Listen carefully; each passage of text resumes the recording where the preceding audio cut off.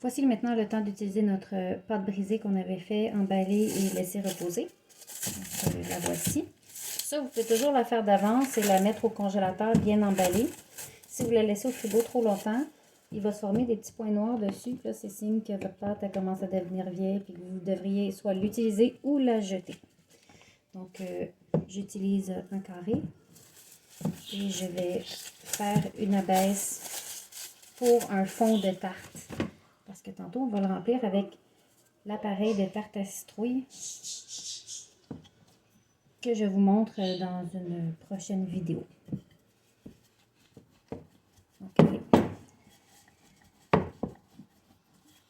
quand on roule la pâte, on va toujours dans deux sens inverses. Donc, si on roule par en avant, après ça, on retourne la pâte un quart de tour pour s'assurer de bien rouler. Suivez votre instinct. Puis, idéalement, on ne prend pas toute la pâte d'un coup. Sinon, ça va vous faire une méga abaisse, à moins que vous vouliez une tarte gigantesque. Moi, je préfère un rouleau comme celui-ci, qui est tout d'un bout égal. Ça me permet d'avoir une pression qui a de l'allure, parce que ceux qui ont les côtés plus petits ou qui ont des poignées, de un, en pesant sur les poignées, des fois ça les brise parce qu'on appuie trop fort. Ou bien ça fait en sorte qu'on n'a pas une pression égale sur la pâte. Donc un côté va être beaucoup plus mince que l'autre. Donc pour cette raison-là, les rouleaux comme ça sont préférables. Donc, une assiette, vous pouvez le faire dans des assiettes en verre si vous avez des assiettes en verre à la maison. Moi j'en ai une comme celle-ci. Donc pour bien disposer la pâte, vous pouvez la plier en deux. Puis enlever l'excédent de farine aussi. Parce que un trop plein de farine, ça goûte jamais vraiment bon. Voilà. Donc ça, c'est notre fond de tarte. Parfait. On peut déjà appuyer comme il faut sur la pâte, sur les côtés. Là, c'est sûr que si c'est une assiette en aluminium, faites attention de ne pas appuyer trop fort, sinon vous allez écraser votre assiette en aluminium. Donc, on peut venir couper la pâte sur les côtés comme ça.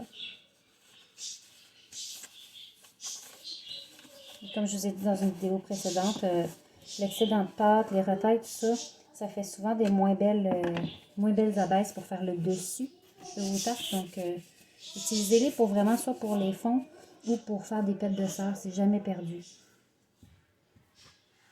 Donc ici, on a notre abaisse qu'on avait faite.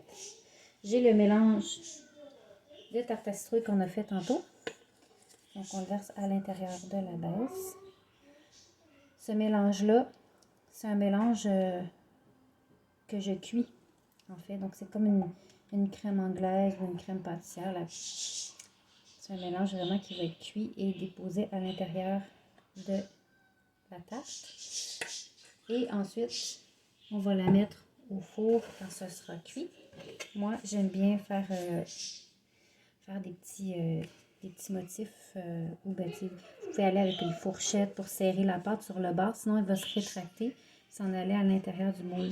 Donc moi, c'est sûr que j'aurais dû attendre avant de remplir mon moule que la pâte se détende un peu, parce que comme on vient de la travailler, c'est très élastique, puis ça revient un peu sur elle-même. Donc là, je vais faire des petits plis comme décoration autour de ma tarte. Puis ensuite, je vais la mettre au four à 325.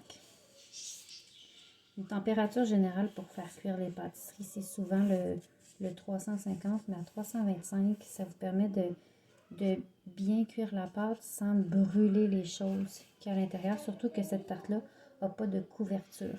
Donc, voilà. On la met au four, puis on la ressort tantôt et je vous montre le résultat.